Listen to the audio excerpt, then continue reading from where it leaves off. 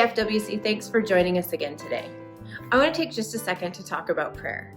And to do so, I want to talk about one of my favorite prayers in the whole Bible.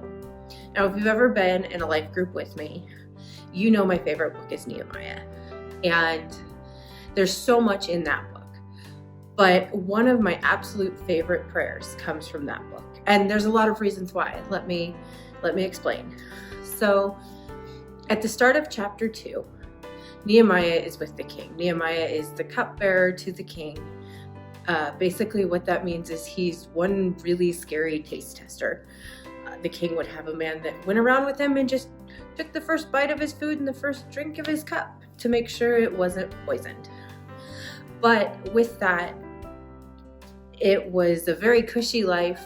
Nehemiah had a lot of perks that a lot of people didn't have, especially since he was a foreigner.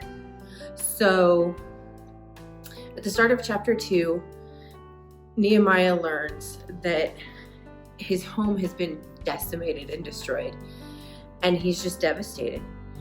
And so he's talking with the king, and the king says, "Why does your face look so sad when you are not ill? This can be nothing but a sadness of the heart."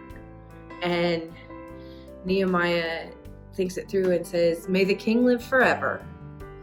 Why should my face not look sad when my city where my ancestors are buried lies in ruins and the gates have been destroyed by fire?" The king says to him, "What do you want?" Then verse 4 says, "The king said to me, 'What is it that you want?'" Nehemiah pauses and prays. It doesn't tell us what the prayer is, but it must have been a fast one. Because then he answers the king and says, "If it pleases the king, and if your servant has found favor in his sight, let him send me to Judah, where my ancestors are buried, and I can rebuild it."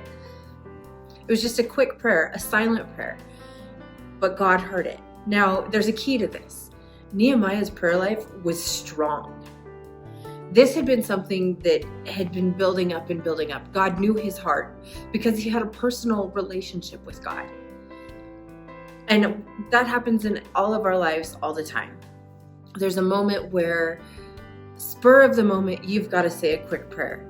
It could be stress at work. It could be stress at home. I know there's been many times where I've said, "God, just help me to bite my tongue here," be it with friends, at home, wherever. And the thing is, God knows me, and I know God, and he knows my heart. And so those quick, minuscule, silent prayers, they work.